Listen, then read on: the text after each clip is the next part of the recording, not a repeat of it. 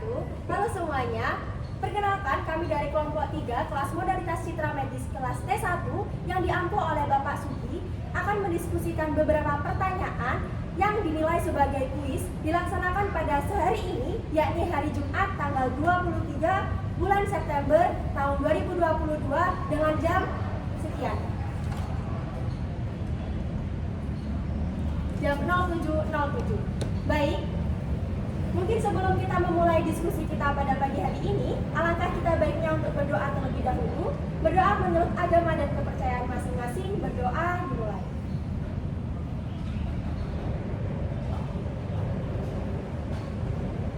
Tiada kata cukup untuk berdoa, dan berdoa bisa dilanjutkan di lain kesempatan. Mungkin sebelum kita mulai diskusi kita pada pagi hari ini, alangkah baiknya juga kita untuk berkenalan satu persatu. Dimulai dari saya terlebih dahulu. Perkenalkan, nama saya Atinas Nautafia dengan NIM akhir 009 sebagai moderator pada diskusi kita pagi hari ini. Dilanjut. Perkenalkan, nama saya Mariana Filimantara dengan NIM akhir 006. Perkenalkan, nama saya Marcella Aurelia Yatijan dengan NIM akhir 058. Perkenalkan, saya Revita Noviandi Putri dengan NIM akhir 056. Perkenalkan, saya Amelia Ananda dengan NIM akhir 060. Perkenalkan, saya Sedul Sifatipila dengan NIM akhir 007. Baik, berikut merupakan anggota kelompok 3. Mungkin kita lanjutkan mekanisme diskusi kita pada pagi hari ini. Untuk diskusi kita pada pagi hari ini, nantinya saya akan membacakan satu pertanyaan untuk teman-teman semuanya. Dan untuk teman-teman, barangkali ada yang mau menjawab atau menyangga, bisa langsung mengangkat tangannya. Dan lalu saya panggil namanya, kemudian bisa melontarkan jawaban dari pertanyaan yang sudah saya berikan. Terkait dengan mekanisme ini, apakah ada yang ditanyakan? Tidak ada. Jelas. Baik, mungkin langsung saja kita mulai diskusi kita pada pagi hari ini. Untuk soal yang pertama, jelaskan dengan jelas secara konseptual transformasi radon itu seperti apa. Mungkin dari teman-teman, apakah ada yang mau menjawab? Baik, dari yang pertama mengangkat tangan yakni Amel, mungkin bisa langsung menjawab. Oke. Mungkin kalau dari saya, jadi kan pada sistem pencitraan yang rumit, itu tuh data yang dihasilkan tuh masih hanya sekedar proyeksi-proyeksi saja. Nah, hal ini karena citra penampang itu suatu objek 3 dimensi, maka kita harus merekonstruksinya dulu menjadi proyeksi-proyeksi. Nah, di dalam alat scan atau MRI atau CT scan itu tuh terdapat banyak sumber sinar dan detektor penangkap sinarnya. Nah, sinar-sinar ini tuh bisa tumpang tindih satu sama lain sehingga dibutuhkan arah penyearah sinar yang bisa kita sebut juga dengan scanning. Nah, jadi dari hasil scanning itu dapat kita peroleh proyeksi 2 dimensinya juga. Baik, mungkin dari teman-teman yang lain adakah yang ingin menambahkan? Jadi mungkin dari transformasi ini kan nantinya akan butuh sistem koordinat X dan Y ya teman-teman. Jadi dari sini itu juga akan yang namanya transformasi radon yang kita bahas tadi dari pertanyaan. Nah, transformasi radon ini itu akan mempresentasikan suatu citra menjadi kumpulan proyeksi dari berbagai sudutnya, seperti itu. Mungkin dari teman-teman, baik. Saya izin menambahkan, jadi transformasi ini juga dapat dilakukan secara digital atau secara komputer. Jadi untuk meletakkan resolusi per pixelnya pada koordinat X dan juga Y. Baik, mungkin berikut merupakan beberapa pendapat ya dari teman-teman. Mungkin dari teman-teman yang lain bisa dicukupkan untuk pertanyaan ini, atau mungkin ada lagi yang ingin berpendapat? Cukup. Baik, untuk pertanyaan nomor 1, pertanyaan jelaskan dengan jelas secara konseptual transformasi radon seperti apa. Dijawab dengan jelas bahwa transformasi radon ini merupakan citra penampang suatu objek 3 dimensi dengan menggunakan koordinat kartesian X dan Y, seperti itu ya. Baik, kita lanjut ke pertanyaan kedua. Pertanyaan kedua yakni jelaskan apa yang terjadi di proses CT scan untuk setiap perkembangan generasi. Untuk pertanyaan kedua, apakah ada yang ingin berpendapat? Baik, untuk pendapat pertama mungkin bisa dilontarkan oleh saudara Akil. Baik, jadi untuk CT scan itu ada beberapa generasi.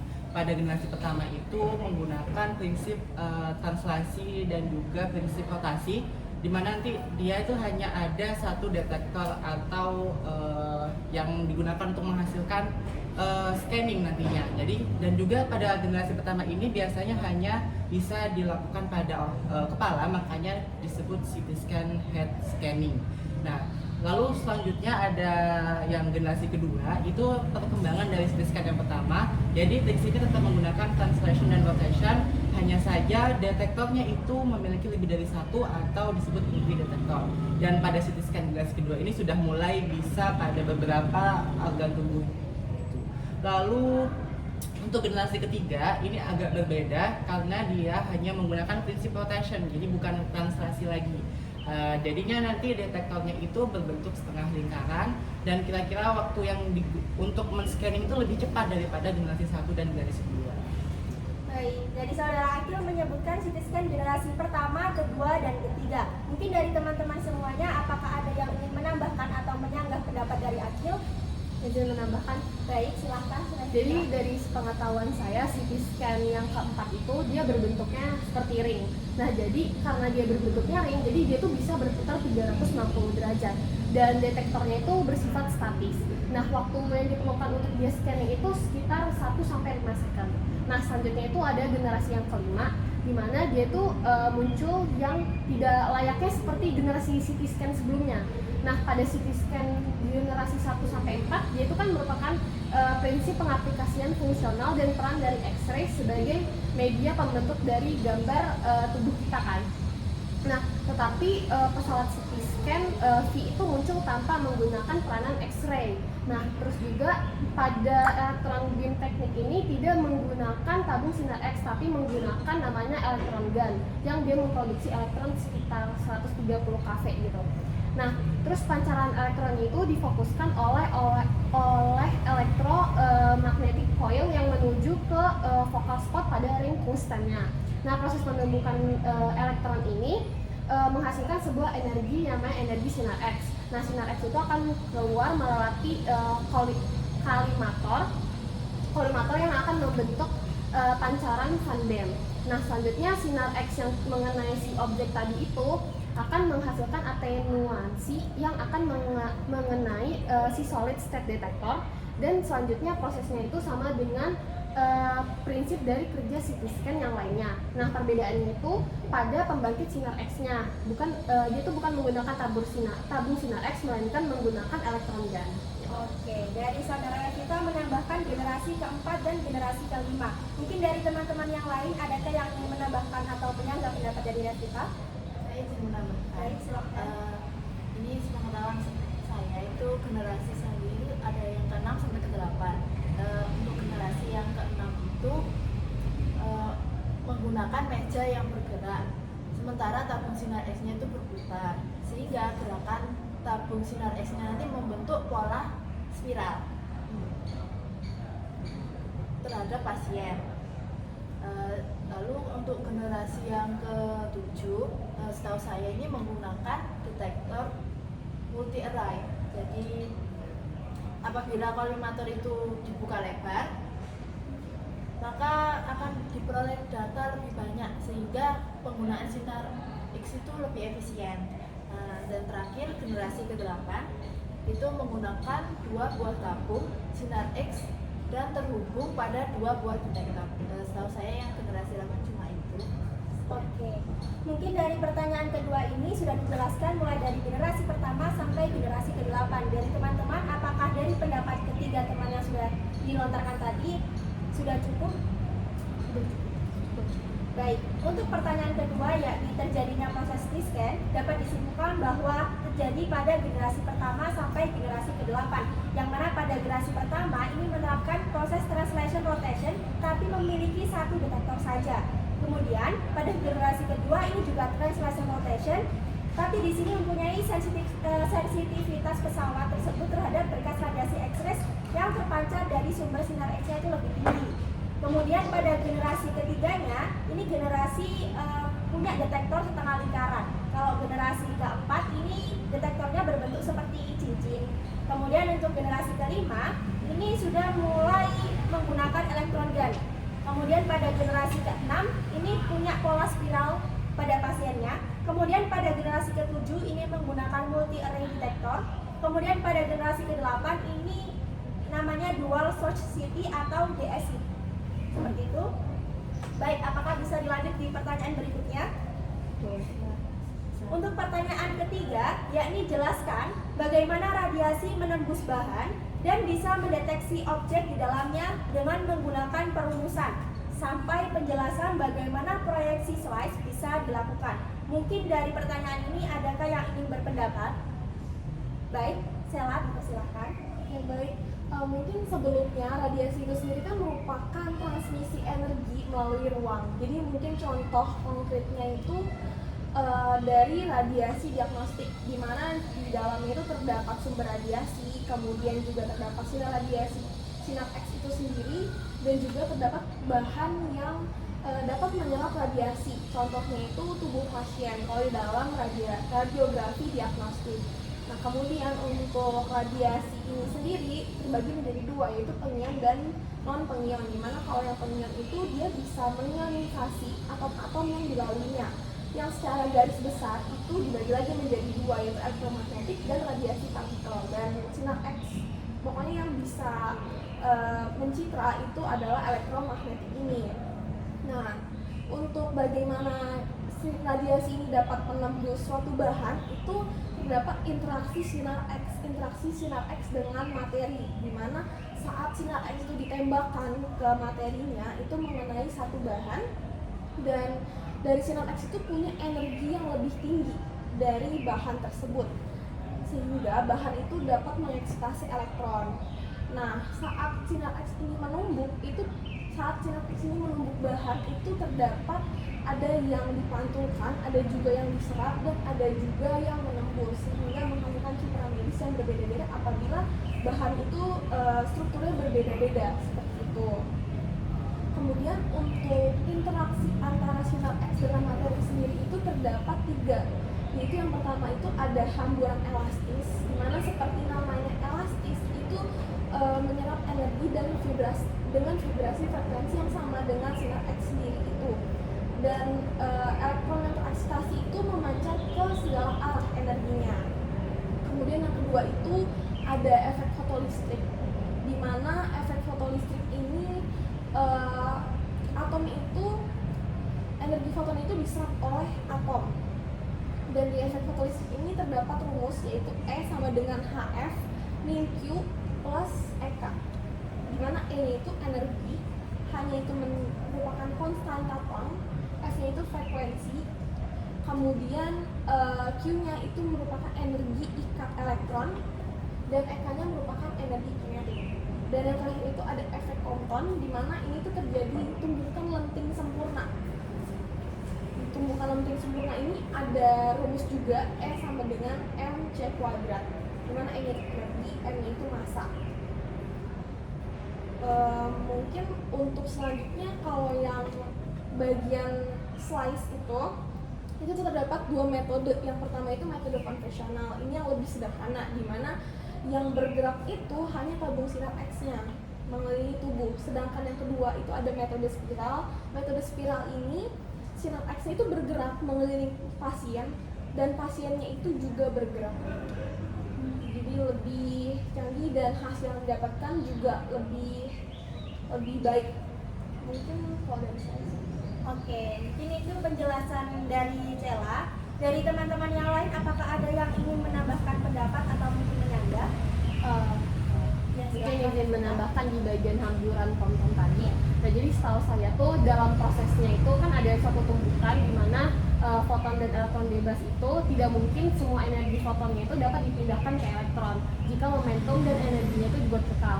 Hal ini tuh dapat diperlihatkan dengan berasumsi bahwa si reaksi itu akan semakin dimungkinkan. Nah, contoh dari yang efek Compton tadi itu foton yang berinteraksi dengan elektron keluar dari atom. Nah, energi foton itu diserap sebagai sebagian untuk melepaskan dan menggerakkan sebuah elektron, sehingga energi foton itu menjadi lebih rendah dan berubah lintasannya. Nah, foton yang mengalami perubahan lintasan itu disebut juga dengan reaksi hamburan. Nah, radiasi hamburan itu akan bergerak terus dan mengalami beberapa efek Compton sebelum akhirnya diserap menjadi efek fotolistrik. Nah, efek Compton itu terjadi pada rentang energi sekitar 0,1 sampai 3 MeV. Nah, hamburan kompon itu terjadi antara foton X dan sebuah elektron bebas atau yang terikat dengan yang lemahnya itu. Nah, elektron-elektron tadi dikategorikan sebagai elektron yang terikat lemah. Nah, selanjutnya proses penyerapan dan penghamburan itu akan berpengaruh pada pelemahan atau atenuasi dari foton tersebut yang disebabkan oleh kerapatan, ketebalan, nomor atom bahan yang dilaluinya. Setahu saya seperti itu.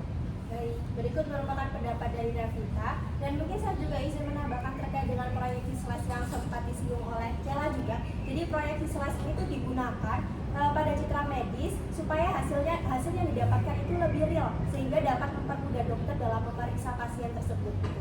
Nah, ukuran slice ini tuh juga berpengaruh nih teman-teman buat menghasilkan suatu gambar. Jadi semakin tipis slice-nya itu semakin baik hasil gambarnya, tetapi juga pengaruhnya itu lebih besar terhadap pasien karena ada efek radiasinya itu kayak lebih besar gitu daripada slice-nya itu yang ukurannya lebih tebal. Jadi kalau slice-nya lebih tebal itu hasil gambarnya itu kurang baik dibandingkan yang slice-nya lebih tipis, tetapi lebih aman untuk pasien karena sinar radiasinya itu nggak terlalu mengenai ke pasiennya seperti itu. Mungkin dari pendapat saya ini apakah ada yang ingin menambahkan atau mungkin ada yang menyanggah? Baik, untuk soal nomor 3 dicukupkan.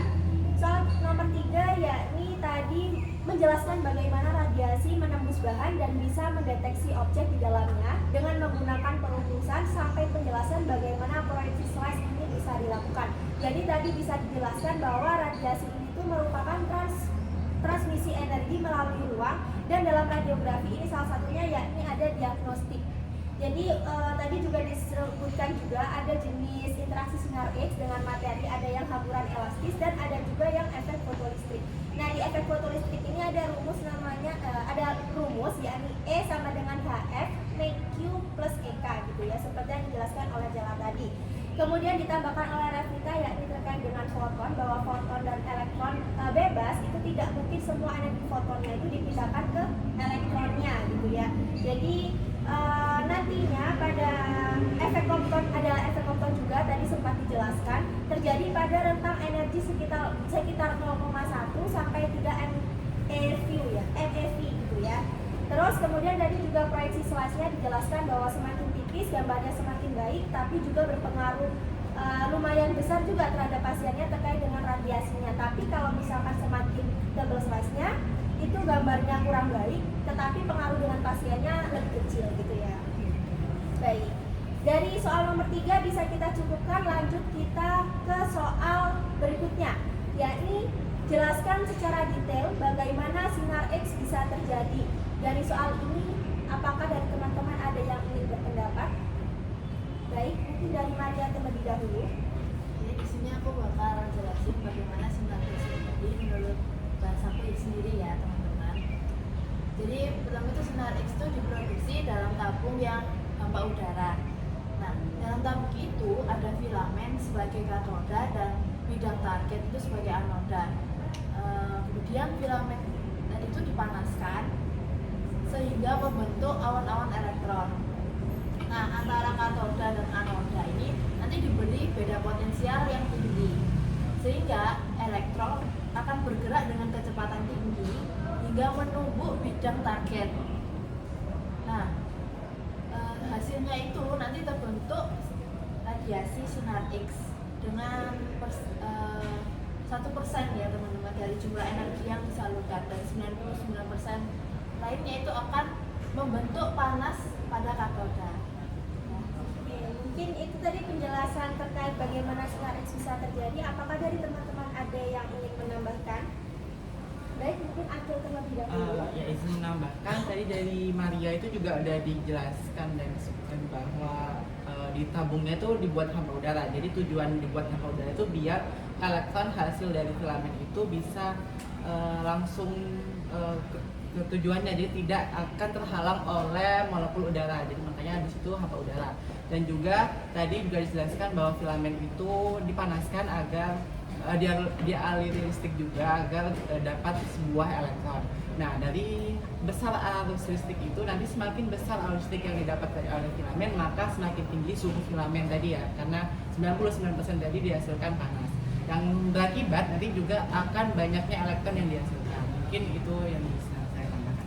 Baik, berikut merupakan tambahan dari Akil. Mungkin dari teman-teman ada yang ingin menambahkan atau mungkin menyanggah pendapat dari Maria maupun Akil. Mungkin saya izin nambahin. Baik, silakan ya. Seperti yang tadi sudah dibilang oleh Akhir kan ada filamen itu kan merupakan menjadi sumber dari elektronnya. Nah, elektron ini itu akan tertarik menuju anoda karena adanya perbedaan potensial antara katoda dan anoda. Nah, untuk beda potensialnya itu sekitar puluhan hingga ratusan kilovolt lebih rendah dibandingkan potensial yang ada di anoda. Nah, kemudian elektron tersebut ini akan menunggu ke bahan target yang umumnya itu bernomor atom dan bentuk cairnya itu tinggi. Dan terjadilah proses Browns-Sahler. Jadi ini sebenarnya disebutkan. Oke, jadi Cella menambahkan terkait bagaimana sih terjadinya proses Browns-Sahler itu. Jadi dari teman-teman yang lain, dari ketiga pendapat ini apakah ada yang ingin menambahkan, menyanggah atau mungkin dicukupkan? Baik, untuk pertanyaan menjelaskan secara detail bagaimana sinar X terjadi bisa dicukupkan dan mendapatkan kesimpulan bahwa sinar X ini diproduksi dalam tabung yang hampa udara nih teman-teman. Jadi di dalamnya itu terdapat filamen sebagai katoda dan juga ada bidang target sebagai anodanya. Dan filamen itu dipanaskan sehingga membentuk awan-awan. Jadi yang dijelaskan oleh Maria dan yang dijelaskan oleh Akil yakni tadi tabung tersebut dibuat hampa udara agar elektron yang berasal dari filamennya itu tidak terhalang oleh molekul udaranya gitu ya. Dan filamennya itu dipanasi oleh arus listrik. Ini tuh fungsinya sebagai sumber elektronnya di dalam sinar X itu, di dalam tabung sinar X itu. Kemudian dari pendapat Cella tadi dijelaskan bahwa adanya beda potensial yang besar antara katoda dan anodanya. Perbedaannya bagaimana? Yakni pada potensial katoda ini lebih beberapa puluh hingga beberapa ratus kV atau MV lebih rendah dibandingkan dengan potensial di anodanya seperti itu. Baik, kita lanjut ke soal berikutnya, yakni jelaskan secara detail bagaimana radiografi konvensional itu bisa terjadi. Baik, dari soal ini apakah ada yang ingin berpendapat? Silakan Revita. Oke, baik, saya mulai ya. Jadi sepengetahuan saya, konvensional radiografi atau CR itu adalah alat pencitraan yang digunakan untuk mendiagnosis suatu penyakit di dalam tubuh pasien. Nah, konvensional radiografi ini ditemukan sudah lama sekali ya. Itu tuh pertama kali radiografi yang untuk mendiagnosis tubuh manusia itu ditemukan gitu. Nah, konvensional radiografi itu contohnya itu berupa X-ray. Nah, makanya CR itu melibatkan namanya sinar X. Nah, sinar X yang tadi itu dilewatkan ke tubuh pasien, terus nembus ke sepotong film. Jadi ibaratnya ini ada X-ray, terus ada pasien, terus ini ada film si kaset itu. Nah, terus tadi kan sinar X-ray-nya dipantulin ke manusia, terus tembus ke film yang di bawahnya kan. Nah, sehingga akan menghasilkan sebuah gambar di mana sinar X yang ditembakkan tadi itu akan mengungkapkan perbedaan struktur jaringan. Nah, semakin padat jaringannya itu, maka misalnya ada ronsen kan, pernah lihat ronsen kan? Nah, itu tuh banyak putih-putih karena itu semakin padat, berarti dia semakin banyak itu putih-putihnya, gambar putihnya. Nah, pada dasarnya itu CR itu terdiri dari 5 densitas, ada udara di dalamnya, terus ada lemak, ada cairan, ada jaringan lunak. Terus juga ada perbedaan antar tulang sama logam. Nah, pasien itu tadi ditempatkan di tabung sinar X, di antara tabung sinar X dan filmnya. Nah, filmnya tadi itu terdiri dari 2 layar. Maksudnya dia itu dilapisi di antara 2 layar. Nah, ya itu di dalam kaset yang berisi layar intensif. Nah, layar tadi itu akan memancarkan cahaya pada saat si sinar X itu juga ditumbuhkan gitu. Nah, pemilihan film ini juga berpengaruh. Jadi semakin bagus bahan filmnya itu, maka kontras gambar pada X-ray ronsennya itu akan semakin bagus pula gitu. Nah, terus itu cahaya dan fotosinar X tadi itu berinteraksi dengan butiran perak halida dan emulsi filmnya. Nah, hasilnya ini sulit dimanipulasi sih setelah dia tuh ditembakkan radiasi. Terus juga gambarnya itu biasa divisualkan oleh fluoroskop screen atau komputer. Nah, fluoroskop screen itu masih yang berupa konvensional gitu. Jadi intinya CR itu menggunakan atau melibatkan namanya film gitu. Oke, berikut merupakan pendapat dari Rafita. Mungkin dari teman-teman yang lain adakah yang ingin menambahkan atau mungkin menyanggah dari pendapat Rafita? Baik, silakan Amel. Mungkin izin menambahkan dari penjelasan Revita tadi, radiografi konvensional ini juga memiliki kelemahan. Salah satunya adalah resolusinya cenderung lebih rendah, lalu dia juga tidak terlalu efisien sebagai pendeteksi foto karena dia membutuhkan waktu yang lebih lama sehingga pemaparan radiasi pun kepada pasien juga akan relatif tinggi. Selain itu juga hasil dari filmnya tidak kaku sehingga dapat resiko dia melengkung, lalu dia bisa terdistorsi. Baik, berarti dari Amel menjelaskan tentang kelemahan dari radiografi konvensional itu seperti apa gitu ya. Mungkin dari teman-teman yang lain adakah yang ingin menambahkan atau mungkin menyanggah pendapat? Dan silakan. Karena tadi Amel udah jelasin kelemahannya, sekarang aku mau jelasin kelebihannya. Kelebihan dari radiografi konvensional ini, karena konvensional ya kita tahu dia lebih murah, selanjutnya dia lebih mudah juga dan fleksibel. Itu sih yang Oke, berarti di samping kelemahan juga ada kelebihannya gitu ya teman-teman. Nah, mungkin dari pertanyaan menjelaskan secara detail dari radiografi konvensional ini, apakah ada yang menambahkan atau mungkin dicukupkan?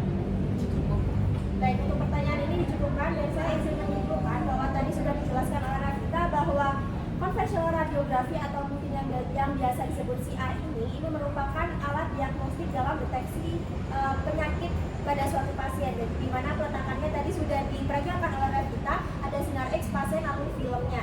Kemudian pada kekurangannya ini punya kelemahan resolusi kontras yang lebih rendah dan tidak efisien sebagai pendeteksi fotonya. Pada kelebihannya karena ini konvensional jadi lebih murah dan lebih bisa dijangkau oleh seluruh rumah sakit gitu ya. Oke, mungkin kita bisa lanjut ke pertanyaan berikutnya, yakni bagaimana meningkatkan kontrol gambar dari radiografi konvensional.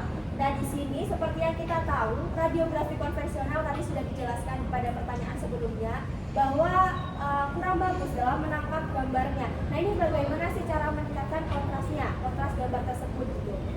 Nah, di sini teman-teman ada yang namanya filmless radiografi. Nah, filmless radiografi ini itu punya suatu perangkat pendigital, namanya tuh ada tabung intensifying citranya. Nah, ini itu gunanya untuk disalurkan ke layar monitor. Jadi dokter itu bisa mendeteksi gambarnya itu melalui layar monitor komputer dan citra hasilnya itu bisa diproses lebih lanjut lewat monitor tersebut gitu teman-teman. Nah, dari ini apakah ada yang ingin menambahkan atau mungkin menyanggah? Baik, silahkan.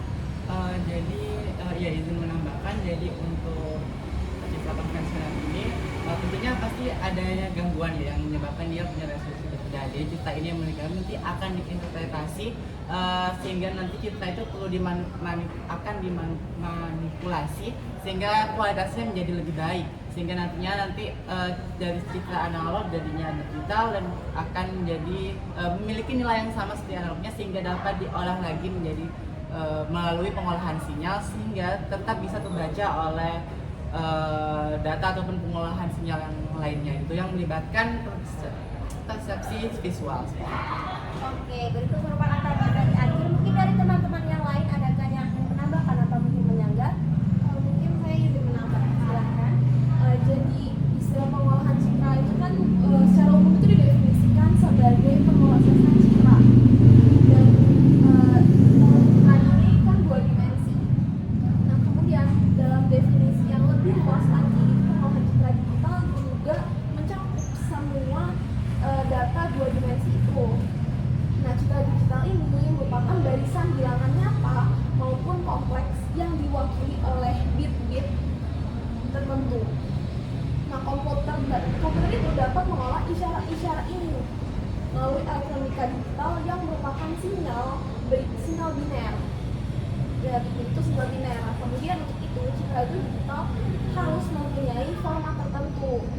Nah, formatnya ini harus sesuai sehingga dapat merepresentasikan objek pencitraan dalam bentuk kombinasi data biner itu. Nah, terus mungkin dari teman-teman bertanya-tanya gimana sih cara mengolah komputer digitalnya ini. Nah, caranya itu adalah citra ini merepresentasikan secara numerik dengan nilai-nilai diskrit terlebih dahulu. Dan representasi citra dari fungsi nalar itu atau kontinu itu menjadi nilai-nilai diskrit yang disebut sebagai digitalisasi. Kemudian representasi citra itu dari fungsi citra itu disebut sebagai citra digital atau digital image seperti itu. Dan pada umumnya citra digital ini berbentuk 4 persegi panjang gitu, dan dimensi ukurannya itu dinyatakan sebagai tinggi atau X lebar. Oke, itu merupakan gambaran terkait bagaimana sih mengolah suatu komputer supaya suatu media supaya bisa melihat gambarnya lebih jelas gitu ya terkait dari. Jadi untuk pertanyaan ketiga ini, apakah ada yang ingin menambahkan, menyangga atau mungkin dicukupkan? Cukup. Oke. Pertanyaan ketiga yakni tadi bagaimana meningkatkan kontras gambar dari radiografi konvensional. Jadi tadi sudah dijelaskan bahwa ada salah satu cara namanya filmless radiografi. Ini menggunakan tabung intensifying citra yang mana dihubungkan ke monitor komputer dan citra hasilnya itu bisa diproses lebih lanjut. Jadi pasti di citra itu punya gangguan gitu ya yang mudah diinterpretasi seperti yang dikatakan oleh Akil. Jadi diperlukan juga suatu sistem pengolahan citra yang mampu untuk melakukan pengolahan lebih lanjut. Nah, pengolahan citra ini pastinya banyak melibatkan persepsi visualnya gitu. Dan sesuai yang dijelaskan oleh Cela, tadi citra digital ini tuh punya kompleks yang mewakili bit-bit tertentu. Jadi ini juga mengolah isyarat-isyarat elektronik digital juga gitu. Nah, apakah bisa dilanjuti pertanyaan berikutnya? Untuk pertanyaan berikutnya yakni jelaskan secara detail apa itu digital radiografi. Mungkin dari pertanyaan ini apakah sudah jelas dan apakah ada yang ingin menjawab dan menanggapi? Baik, mungkin yang pertama dari Amel. Ya, mungkin aku bisa jawab. Digital radiografi ini beda ya dengan konvensional sama komputer radiografi. Kalau misalnya konvensional sama komputer radiografi itu dia tuh setelah diberi sinar X pada pasien dia melewati suatu proses sehingga menghasilkan film. Kalau misalnya digital radiografi ini dia prinsip kerjanya dia menangkap sinar X tanpa menggunakan film. Jadi sebagai ganti sinar X-nya ini dia digunakan sebuah perangkat gambar digital untuk memproses rekam gambarnya. Nah, jadi rekam gambar ini dapat dihasilkan menjadi file digital yang bisa lebih mudah diakses oleh para dokter. Selanjutnya, digital radiografi ini juga memiliki kelebihan. Yang pertama itu dia lebih cepat dan efisien karena tidak membutuhkan kamar gelap untuk pembacaan gambarnya. Lalu dia hasilnya lebih akurat dan sistem sinar X-nya itu setiap digunakan dia bisa dimodifikasi karena masih kita bisa edit sebelum diberi aplikasi ke pasien. Oke, mungkin itu pendapat dari Amel. Dari teman-teman yang lain, apakah ada yang menambahkan atau mungkin menyangga? Aku izin menambahkan kelebihan yang Amel tadi. Aku pernah baca kelebihan digital radiografi itu dia juga nggak butuh ahli komputer karena dia kan pakai bank lunak, jadi lebih mudah digunakan gitu loh, nggak butuh orang yang ahli gitu. Terus angka penolakan filmnya itu bisa ditekan karena kan digital.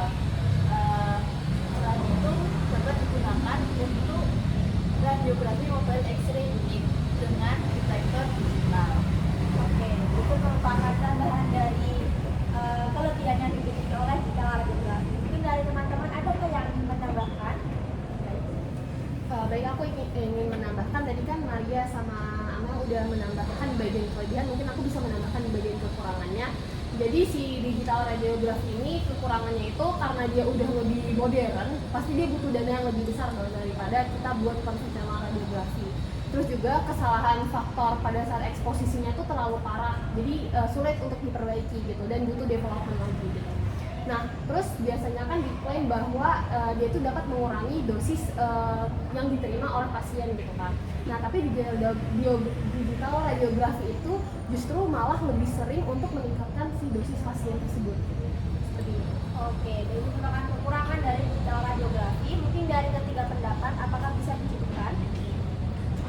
Oke, dari pertanyaan yakni menjelaskan secara detail apa itu digital radiografi bisa disimpulkan bahwa digital radiografi ini intinya itu menangkap sinar X tanpa menggunakan film. Ini sudah menjadi kelebihan daripada yang konvensional tadi.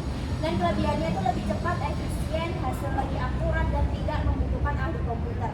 Kemudian kekurangannya ini pastinya butuh dana yang cukup besar untuk mengganti fasilitasnya. Kemudian ada kesalahan faktor eksposi yang terlalu parah itu tidak dapat diperbaiki.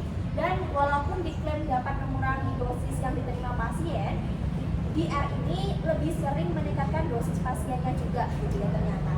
Oke, mungkin bisa kita lanjut ke pertanyaan berikutnya, yakni jelaskan secara detail sejarah radiografi. Mungkin dari teman-teman ada yang ingin berpendapat tentang sejarah radiografi? Silakan Revita. Mungkin dari saya dulu ya. Nah jadi si radiografi itu pertama kali ditemukan itu pada tahun 1895. Nah itu tuh ditemukannya berupa X-ray.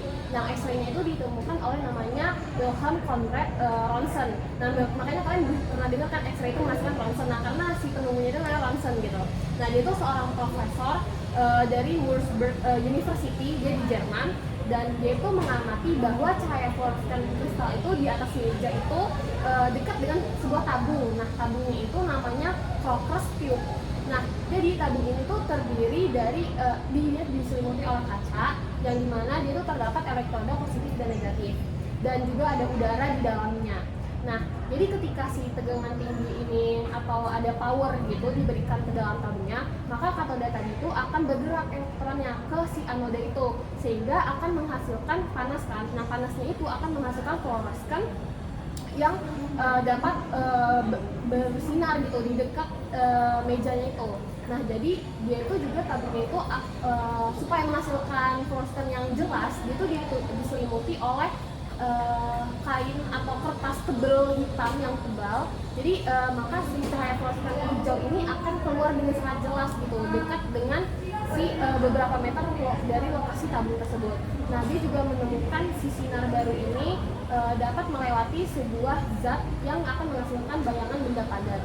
Nah selain itu juga seperti yang kita tahu, X-ray itu juga dapat menembus jaringan manusia gitu. Oke, berarti tadi Revita menjelaskan mulai tahun 1895 ya teman-teman. Mungkin dari teman-teman yang lain ada yang ingin menyanggah atau menambahkan perkembangan selanjutnya?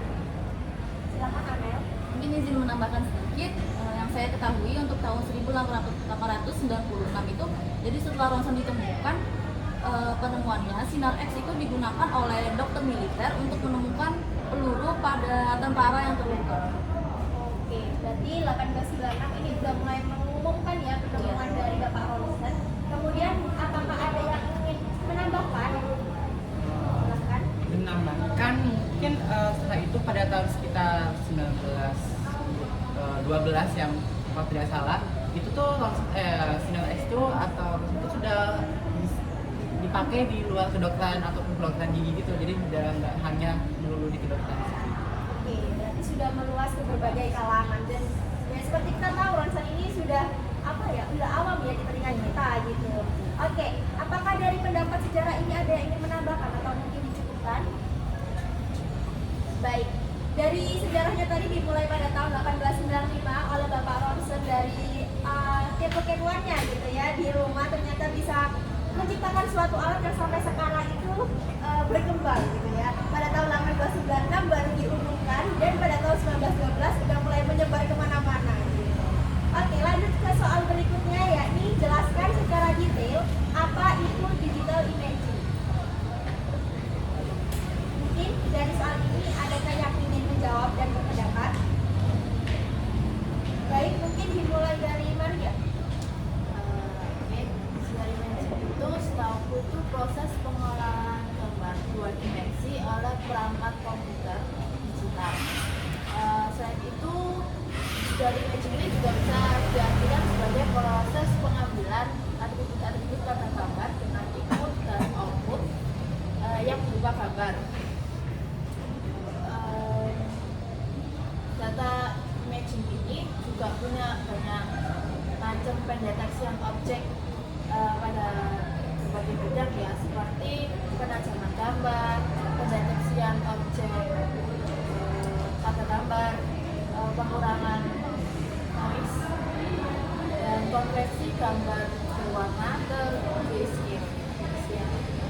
Oke, mungkin itu merupakan pendapat dari Anda. Apakah ada yang ingin menambahkan? Baik, silahkan. Mungkin izin menambahkan sedikit dalam radiografi digital itu membutuhkan proses gambar yang kompleks. Kenapa harus kompleks? Karena agar dokter ini dapat sepenuhnya untuk memvisualisasikan detail gambar dari radiografi. Oke, berarti itu proses gambar yang kompleks ya. Mungkin dari teman-teman yang lain, apakah ada yang silakan? Mbak Vita. Jadi setahu saya dari digital imaging itu kan kita dapat menyimpan si data itu, terus kita mentransfernya ke sebuah komputer dan terus dapat ditarik kembali dari lokasi yang jauh gitu. Dan setahu saya digital imaging itu juga harus memenuhi kualitas dari standar gambar tadi untuk memberikan informasi yang jelas kepada pasien terkait diagnosis yang ada di dalam tubuh pasien tersebut gitu. Oke, jadi itu merupakan pendapat terkait digital imaging. Dari teman-teman yang lain, apakah ada yang ingin menambahkan, menambah, atau dicukupkan? Baik. Pendapat sudah bisa dicukupkan bahwa tadi seperti yang kita tahu dijelaskan oleh Maria juga, digital imaging ini proses pengolahan gambar dua dimensi oleh perangkat komputer. Jadi inputnya ini atribut-atributnya, outputnya ini berupa gambarnya. Terus radiografi dijelaskan oleh Cela membutuhkan pemrosesan gambar yang kompleks. Dan seperti yang dijelaskan oleh Rafita juga, ini digital imaging harus dapat disimpan, ditransfer, dan dapat ditarik kembali di lokasi yang jauh. Ya. Baik, kita lanjut ke soal berikutnya. Soal berikutnya yakni jelaskan dengan sangat baik perbedaan digital radiografi dan digital imaging. Mungkin dari teman-teman, apakah ada yang ingin berpendapat? Silakan Akil. Baik, saya berpendapat. Jadi dari penelitian sendiri sudah dapat terlihat perbedaannya. Jadi digital radio itu kan sudah dijelaskan tadi, kalau radiografi itu dia menggunakan pelat yang peka terhadap sinar X itu untuk menangkap data. Nah, lalu untuk digital imaging sendiri itu adalah proses pengolahan itu gambar atau digital itu dari dua dimensi oleh perangkat komputer digital. Oke, berarti sudah dijelaskan dengan baik ya teman-teman. Apakah dari teman-teman yang lain adakah yang menyanggah atau mungkin menambahkan? Silakan Amel. Aku ingin menambahkan ya, jadi mungkin perbedaan keduanya itu digital radiografi digunakan untuk menghasilkan data image, sedangkan digital imaging itu dia untuk memproses data tersebut. Oke, berarti sudah dijelaskan dari kedua pendapat. Apakah dari teman-teman ada yang ingin menambahkan pendapatnya? Silakan Cela. Izin menambahkan, jadi keduanya itu sebenarnya saling berhubungan karena di dalam digital radiografi terdapat juga digital imaging. Jadi digital imaging ini juga termasuk ke digital radiografi itu. Oke, berarti sudah cukup kompleks jelaskannya. Apakah dari pertanyaan ini bisa dicukupkan? Oke, berarti bisa disimpulkan bahwa digital radiografi ini menggunakan pelat yang peka terhadap sinar X untuk secara langsung menangkap datanya ya. Kemudian untuk digital imaging ini lebih ke proses pengolahan gambarnya.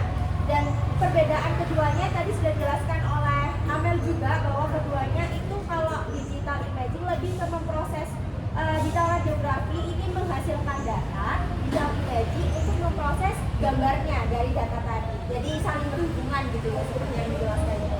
Oke, lanjut ke soal berikutnya. Soal berikutnya yakni jelaskan secara detail modalitas digital radiografi. Mungkin dari pertanyaan ini adakah yang ingin berpendapat? Silahkan Cela. Jadi terkait pertanyaan modalitas digital radiografi ini, yang termasuk radiografi digital itu terdapat komputer radiografi, kemudian ada juga flat panel digital radiografi, terus juga ada mamografi dan ada digital fluoroscopy. Mungkin untuk komputer radiografinya ini sendiri itu memanfaatkan fosfor fotostimulasi atau penyimpanan untuk menghasilkan gambar digital, di mana untuk menghasilkan gambar digital itu dibutuhkan pencitraan sinar X yang ada. Nah, kemudian komputer digitalnya ini digunakan untuk memproses data yang dikumpulkan dengan cara radiografi untuk menghasilkan gambar digital dari pasien. Kemudian dalam CR ini atau komputer radiografi itu fosfor yang dapat difotostimulasi seperti barium fluorohalid ya digital pada pelat pencitraan dari CR ini yang ditempatkan dalam kaset untuk melindunginya dari kerusakan. Dan ada juga papan bahan asli. Nah, kita ini kemudian dianggap sebagai detektor digital DCR, gambar digital pasien. Nah, kemudian selanjutnya untuk yang flat panel radiografi atau biasanya itu juga dikenal sebagai FPDR, itu merupakan sistem radiografi digital yang dikembangkan untuk mengatasi kekurangan dari sistem CR ini. Jadi flat panel ini lebih baik sebenarnya dari CR ini, di mana detektor digital itu dirancang menjadi plat datar, menjadi panel datar, makanya disebut flat panel. Oke, itu merupakan pendapat dari Cella. Sama dari teman-teman yang lain yang menambahkan atau menyanggah pendapat dari Cella? Silahkan Maria. Selanjutnya tadi kan dari Suci sama Ira ada mamografi. Nah, aku bakal jelasin tentang mamografi ya. Seperti kita ketahui, mamografi sendiri itu merupakan radiografi itu pengecekan payudara. Nah, sistem mamografi digital saat itu menggunakan detektor CR dan detektor digital panel datar, di mana detektor tersebut itu termasuk detektor konversi langsung dan tidak langsung, serta susunan CCD untuk mencitrakan payudara. Nah, mamografi digital ini menggunakan perangkat lunak komputer aided diagnosis atau CAD untuk membantu ahli radiologi. Oke, berarti dari Maria menambahkan tentang mamografinya ya. Mungkin dari teman-teman yang lain ada yang ingin menambahkan atau mungkin menyanggah pendapat dari Maria maupun Cella? Silahkan, Maria. Oke. Mungkin aku bisa menambahkan di bagian digital fluoroskopinya ya, atau DF. Nah, itu tuh salah satu alat digital yang digunakan untuk meningkatkan persepsi resolusi kontras dibandingkan dengan konvensional fluoroskop yang di bagian digital konvensional radiografi yang tadi saya jelaskan gitu kan. Nah, jadi kalau misalnya fluoroskopi digital tuh otomatis dia menggunakan perangkat mengolah citra yang lebih modern lagi, yaitu digital gitu kan. Nah, keuntungan dari alat ini yaitu dapat memproses skala abu-abu, terus rata-rata bingkainya itu temporal dan ada peningkatan di bagian tepinya, yang dimana dia itu juga dapat diterapkan untuk aniografi yang biasa disebut juga dengan pengurangan digital aniografi, di mana prakontras sama pasca kontranya itu dapat disubtrakan secara digital secara real time-nya gitu. Ya, mungkin dari ketiga pendapat tersebut, apakah ada yang ingin menambahkan penyanggah atau mungkin mencukupkan untuk persoalan ini? Cukup. Baik, karena untuk soal ini dicukupkan untuk berpendapat, maka saya bisa simpulkan bahwa modalitas digital radiografi ini ada 4 ya dari teman-teman, dari penjelasan ketiga teman-teman ini semua. Untuk yang pertama tadi ada CR atau computed radiografi, kemudian ada flat panel digital radiografi yang melengkapi dari CR tadi, kemudian ada digital mamografi, dan yang terakhir ada digital fluoroskopinya. Oke, mungkin kita bisa lanjut ke soal berikutnya. Soal berikutnya yakni jelaskan secara detail direct capture dan indirect capture dari digital radiografi. Nah, jadi seperti yang kita tahu nih teman-teman, indirect digital conversion ini konversinya itu tidak langsung sinar X menjadi sinyal listrik teman-temannya. Tetapi kalau direct digital conversion ini konversinya langsung ke sinyal X menjadi sinyal listriknya. Kemudian pada indirect digital ini lebih ke sinar X kemudian jadi cahaya, kemudian jadi sinyal listrik. Kemudian pada direct ini lebih ke sinar X jadi sinyal listrik. Nah, dari pendapat saya ini apakah ada yang ingin banyak? Mungkin izin menambahkan ya, kan tadi sudah perbedaan indirect maaf, indirect sama direct. Jadi kalau indirect itu detektor yang digunakan itu menggunakan cesium iodide ya. Tapi kalau misalnya yang direct itu dia menggunakan selenium amorph atau selenium gadolinium oxysulfide ya, OS itu.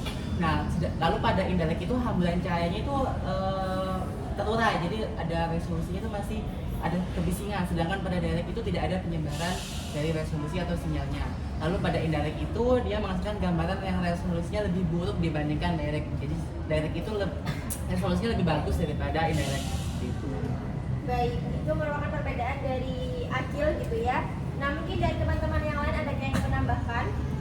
Silahkan. Mungkin aku izin menambahkan, untuk indirect itu faktor pengisiannya dia tuh sedang dan bergantung pada ukuran pikselnya. Nah, sementara direct dia faktor pengisiannya itu sempurna dan hampir mencapai 100%.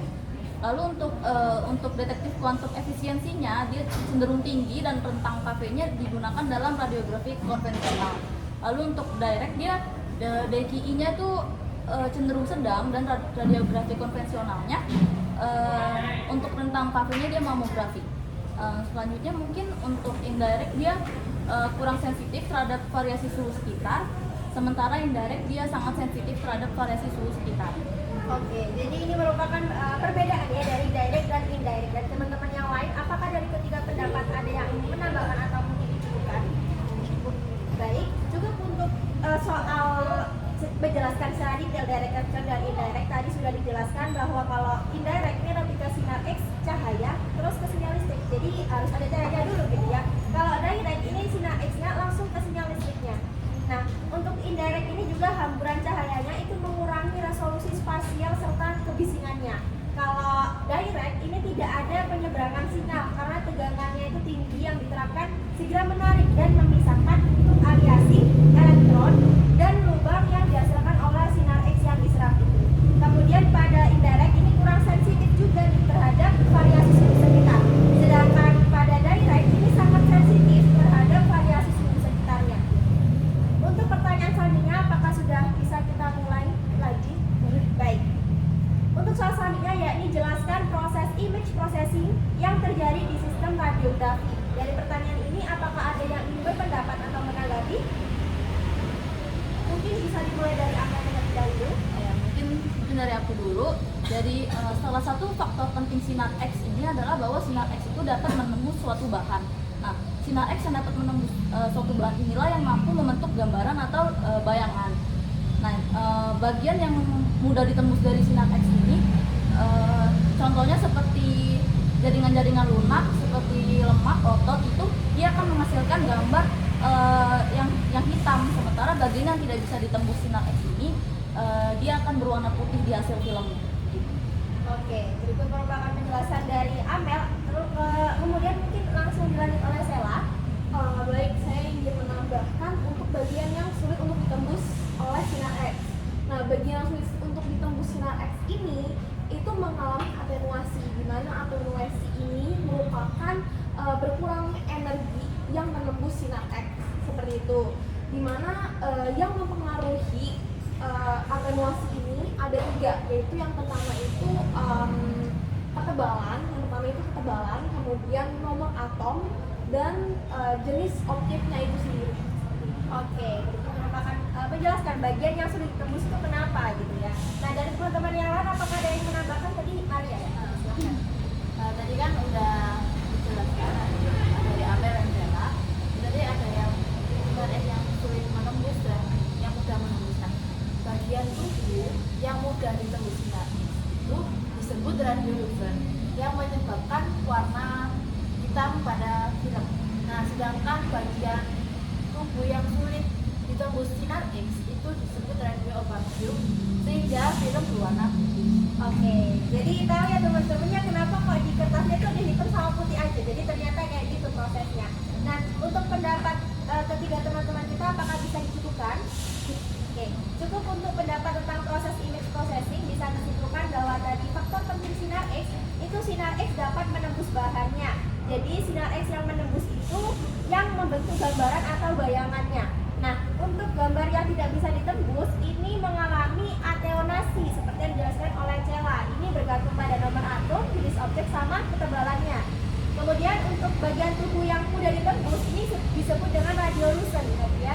Nah, dari radiolucent ini menyebabkan warna hitam pada film dan yang tidak bisa ditembus tadi warnanya putih. Jadi tulang kita biasanya warna putih gitu ya. Oke.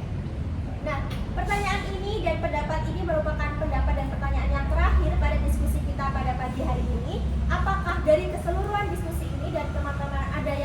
menanggapi, menambahkan atau mungkin menyanggah dari semua diskusinya? Baik, cukup untuk diskusi kali ini. Jadi pada diskusi kali ini, alhamdulillah kita bisa menerima beberapa info baru terkait dengan digital radiografi, konvensional radiografi, terus tadi pemrosesan gambarnya bagaimana, kemudian tadi transformasi radon juga ya teman-teman. Jadi semoga dari diskusi kita pada pagi hari ini bisa kita terapkan untuk pelajaran-pelajaran berikutnya. Mungkin sekian saja diskusi kita pada pagi hari ini. Kita akhiri diskusi kita hari ini dengan berdoa terlebih dahulu. Berdoa menurut agama dan kepercayaan masing-masing. Berdoa dimulai. Tiada kata cukup untuk berdoa, dan berdoa bisa dilanjutkan di lain kesempatan. Oke teman-teman semuanya, sekian saja dari saya selaku moderator. Mohon maaf jika ada salah kata dan perbuatan. Terima kasih telah menyaksikan dan terima kasih sudah membersamai kami dalam berdiskusi bersama kelompok 3 kelas Modern Kasitra Medis T1 dengan dosen pengampu Bapak Sugi. Saya akhiri, selamat pagi, wassalamualaikum warahmatullahi wabarakatuh. Jamnya Diskusi kita pada pagi hari ini kita akhiri.